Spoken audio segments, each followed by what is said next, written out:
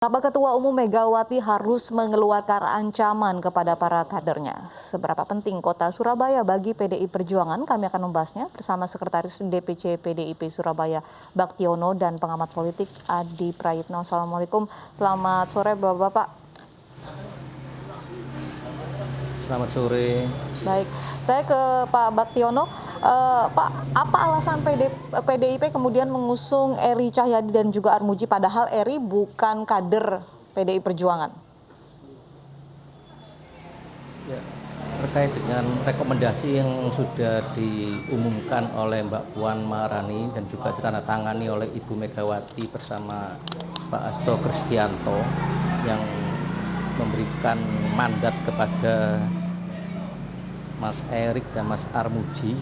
Jadi ini sudah ada kajian-kajian yang mendalam, baik yang dilakukan oleh Dewan Pimpinan Cabang, Dewan Pimpinan Daerah, juga termasuk ada kajian-kajian yang dilakukan oleh Dewan Pimpinan Pusat Partai. Jadi ini tidak semudah membalik tangan untuk memberikan kajian-kajian ini, dan kajian ini juga sangat strategis bagi kota Surabaya yang bisa nanti membawa warga kota Surabaya bersama Mas Eri dan Mas Armuji untuk bisa setara, minimal setara dengan pendahulunya, yaitu Pak Bambang Deha dan Bu Risma. Lalu kemudian Megawati mengeluarkan ancaman begitu akan memecat kader yang tidak mendukung keputusannya. Apakah memang karena mencium adanya gelagat akan ada perpecahan suara begitu di Pilkada Surabaya? Terkait dengan apa yang disampaikan oleh Ibu Megawati Ketua Umum, itu semua berdasarkan ADART partai dan juga ada peraturan partai. Jadi keputusan Dewan Pimpinan Pusat Partai dan juga keputusan yang menjadi hak prerogatif Ibu Ketua Umum harus mutlak dijalankan oleh semua jajaran, baik dari pusat maupun dari daerah, dari kota juga harus mengamankan dan turut memenangkan apa yang sudah dimandatkan oleh Dewan Pimpinan Pusat Partai. Ya, bagaimana kemudian Anda merespon penolakan dan protes yang diajukan pendukung Wisnu Saktibuwana? Ya, semua teman-teman yang semula mendukung Mas Wisnu Saktibuwana itu juga pendukung PDI Perjuangan. Jadi pendukung PDI Perjuangan itu juga pendukung-pendukung yang militan, yang fanatik. Dan mereka sudah terbiasa untuk berbeda pendapat. Apalagi kita sudah pernah juga berbeda pendapat sekian puluh tahun yang lalu, waktu zamannya PDI, sampai menjadi PDI Perjuangan sudah terbiasa.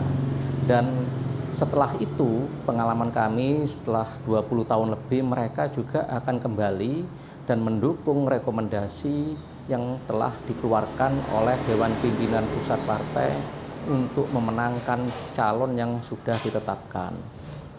Oke, di antara kedua kader tersebut kan kita ketahui yang tergolong petahana adalah Wisnu Saktibuwana, mengingat yang bersangkutan menjabat sebagai wakil wali kota saat ini jika saya tidak salah. Pertimbangan apa kemudian secara politik yang menjatuhkan pilihan kepada Eri Armuji? Jadi pertimbangan politis itu sudah dipertimbangkan secara matang juga oleh Dewan Pimpinan Pusat Partai. Dan Dewan Pimpinan Pusat Partai kemarin melalui Ibu Megawati Soekarno Putri sudah juga menyampaikan langsung ke Mas Wisnu dan juga akan memberikan tugas lain. Itu pasti akan yang disampaikan dan dibebankan oleh Mas Wisnu. Dan jadi kalau ada rumor-rumor yang di luar, besok buktinya Mas Wisnu juga akan turut untuk mendampingi kedua calon, yaitu Mas Erik dan Mas Armuji untuk mendaftar ke KPU Surabaya. Baik. Saya ke Mas Adi. Mas Adi, Anda melihat keputusan Megawati yang memasangkan Eri Cahyadi Armuji ini akankah berpotensi untuk memecah suara PDIP di Surabaya?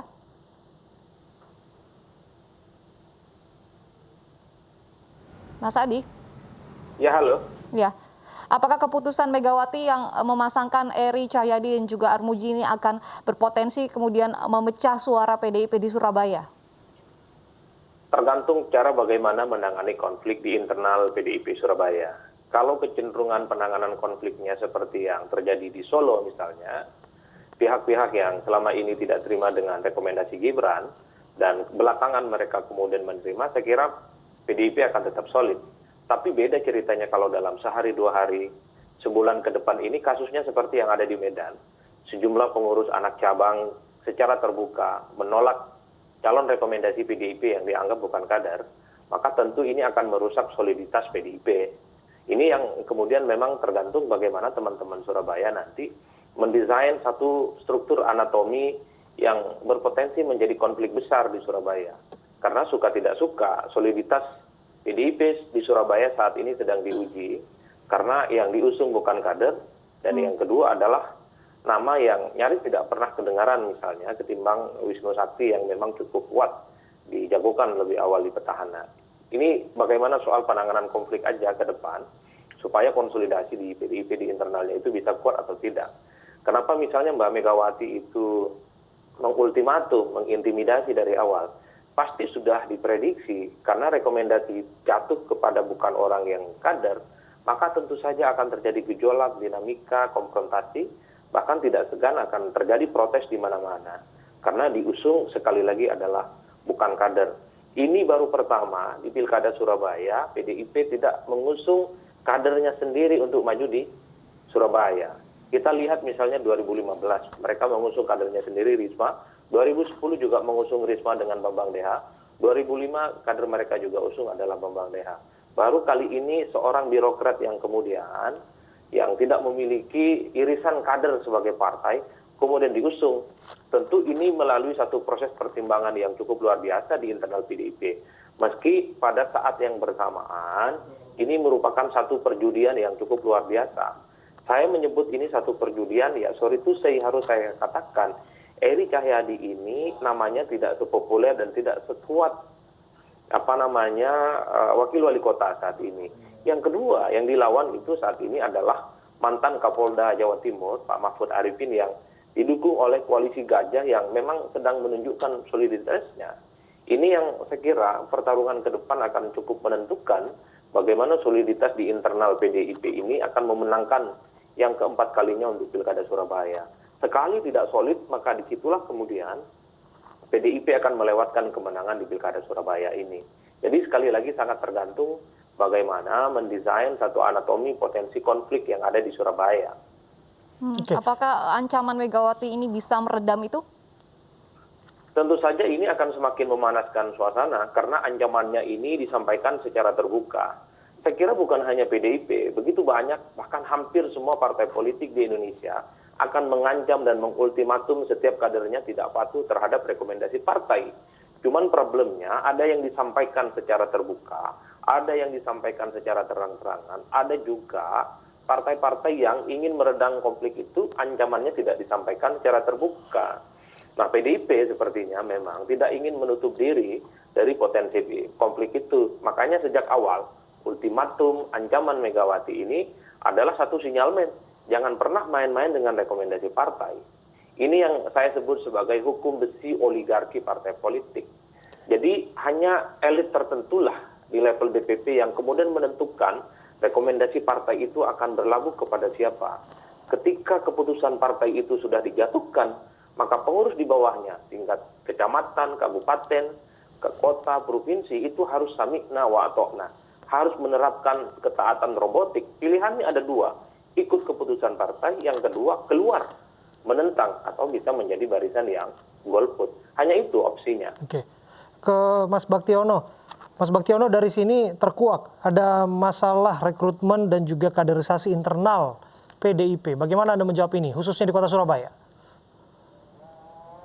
Ya, kalau di partai manapun ya, termasuk PDI Perjuangan, kita ini juga punya kader-kader yang juga kadang tidak ber-KTA karena memang itu aturan main dari negara ini. Contohnya, kita punya loh kader-kader di TNI maupun Polri, kita tidak ber-KTA. Oke, mohon maaf Mas Bakti, aktif. Maksud Anda simpatisan kita atau kader? Punya. Ya, termasuk kalau simpatisan juga ada. Termasuk karena itu dua hal yang berbeda, simpatisan dan kader. Punya. Iya, ya makanya termasuk kader. Kita juga mengkader loh, kader-kader di ASN itu juga ada. Bukan kader mereka tidak tugas di sana. Kita juga punya petugas-petugas partai yang di sana. Tapi kan kita tidak menampakkan itu. Oleh karena itu, ini di aturan manapun, di aturan negara manapun, termasuk di Indonesia, itu juga kepatuhan, ketaatan akan mekanisme, akan undang-undang. Kalau di partai itu namanya ADART dan peraturan partai yang sudah ditetapkan melalui keputusan Kongres, itu juga harus ditaati semua kalau ingin berjuang bersama-sama di dalam wadah partai yang namanya PDI Perjuangan. Oke, jadi Anda ingin mengatakan bahwa seluruhnya ini adalah wewenang penuh dari DPP PDI Perjuangan alias Ketua Umum Bu Megawati Soekarno Putri, yang mana dalam konteks ini DPC tidak berhak untuk mengusulkan nama-nama? Ya, dalam mekanisme perekrutan untuk penjaringan bakal calon wali kota maupun wali kota se-Indonesia, itu wewenang Dewan Pimpinan Cabang, yaitu untuk menjaring kader internal. Dan kader internal tadi diantaranya juga ada Mas Armuji, ada Mas Wisnu Saktibuwana, yang artinya internal itu mereka yang ber-KTA. Terus ada jenjang berikutnya, Dewan Pimpinan Daerah Partai juga berhak untuk menjaring juga.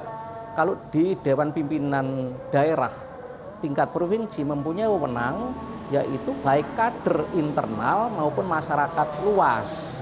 Nah, Dewan Pimpinan Pusat pun demikian, mempunyai wewenang yang sama, yang mirip dengan yang disampaikan oleh Dewan Pimpinan Daerah Provinsi. Kalau di sini Provinsi Jawa Timur, di sana ada kewenangan lagi untuk kepentingan dan strategis partai, maka Dewan Pimpinan Pusat Partai mempunyai wewenang lebih, tentunya seperti itu.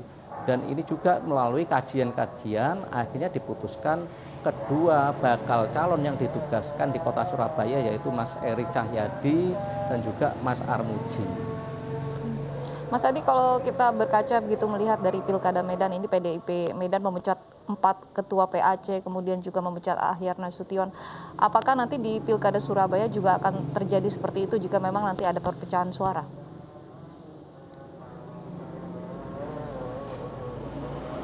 Konflik ataupun riak-riak politik yang berkembang pasca pengumuman soal rekomendasi partai kemarin. Dan dalam politik itu kan pasti ada kompromi, tidak ada hitam putih yang kemudian membuat orang itu terpental jauh.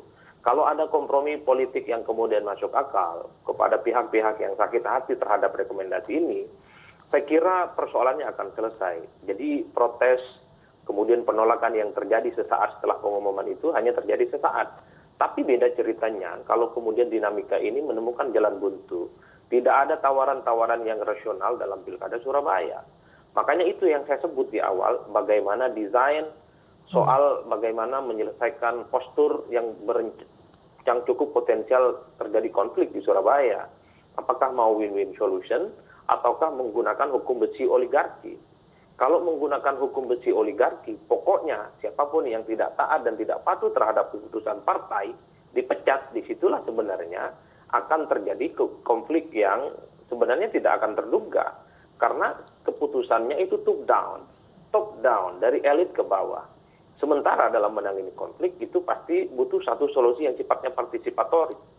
Tinggal ditanya kebutuhannya teman-teman yang tidak terima itu, soal kenapa mereka itu misalnya tidak terima terhadap Eri Cahyadi dan Armuji. Karena dalam politik itu pasti ada fleksibilitas yang kemudian bisa dinegosiasikan. Nah, dua hal ini yang paling mungkin bisa dilakukan oleh PDIP untuk meredam terjadinya protes dan bahkan pembangkangan seperti yang terjadi di Medan.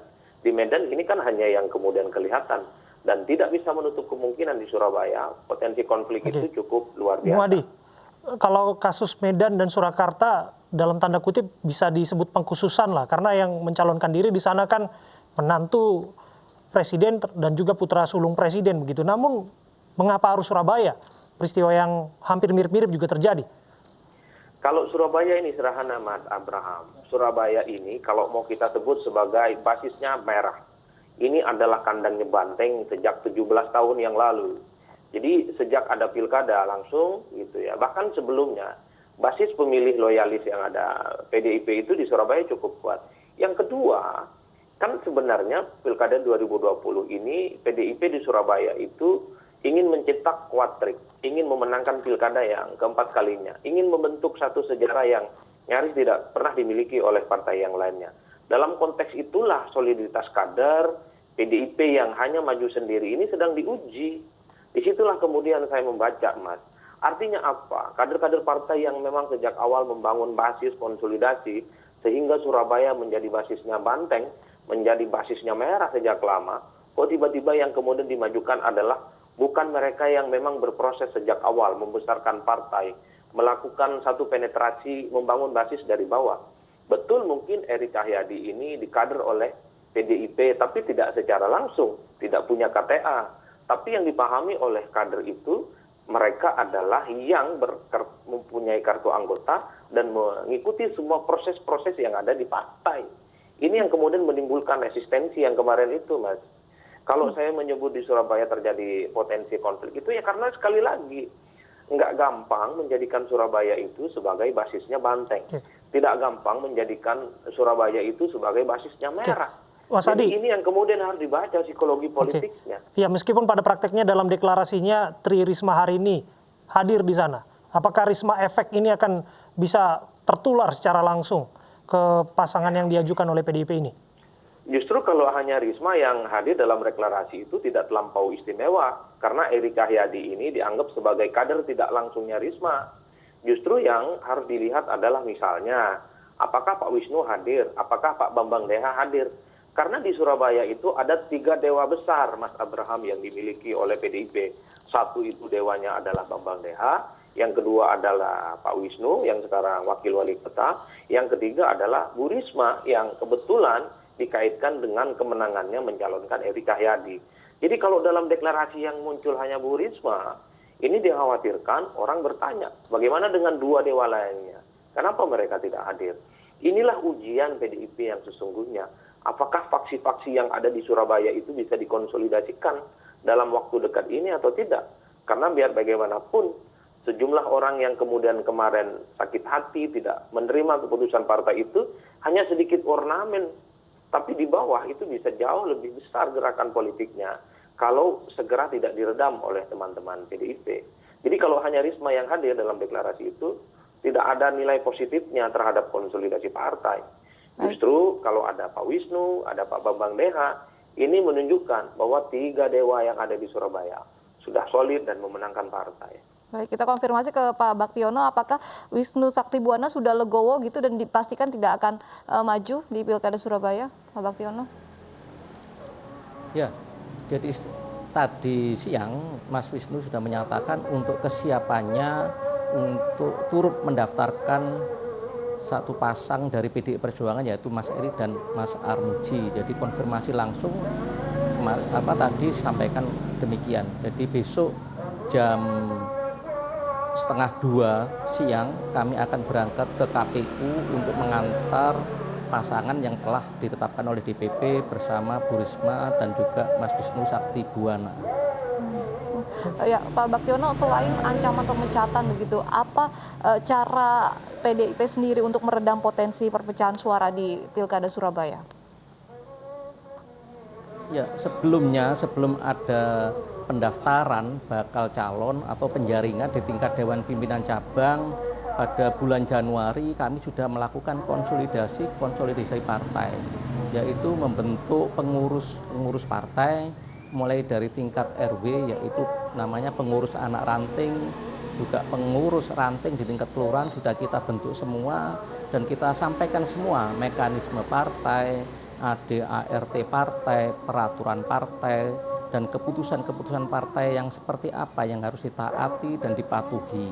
Dan mereka sudah puluhan tahun mereka mengetahui bagaimana mekanisme mulai dari PDI sampai PDI Perjuangan, bahwa keputusan di atas itu harus dipatuhi sampai keputusan yang ada di bawah. Dan itu juga kita mengacu juga keputusan kebijakan partai ini sama dengan kebijakan negara, bahwa undang-undang dasar tertinggi dan semuanya harus tunduk kepada merujuk pada undang-undang yang Mas ada Baktiono. di atasnya. Sama kalau di partai di PDI Perjuangan sama. Iya, Mas Baktiono, seberapa yakin kemudian Anda bahwa pasangan Eri Armuji ini bisa meneruskan warisan kerja Tri Risma hari ini yang dianggap publik memuaskan di Surabaya? Jika pertimbangannya demikian, bahwa platform kebijakan itu kan disusun bersama dengan Wisnu Saktibuwana yang merupakan wakilnya saat ini. Ya, Jadi platform ini memang sudah kita rancang bersama-sama, ya sudah lama bagaimana kebijakan-kebijakan partai sejak era Pak Bambang DH. Jadi kalau ngomong EKTP pertama tahun 2003, itu EKTP pertama yaitu yang ada di Surabaya. Bagaimana untuk pendidikan gratis untuk wajib belajar 12 tahun, itu juga sudah kita rancang dan diteruskan juga oleh Bu Risma. Bagaimana juga sampai tadi yang disampaikan adalah salah satu juga pembicara untuk jenjang sampai kuliah.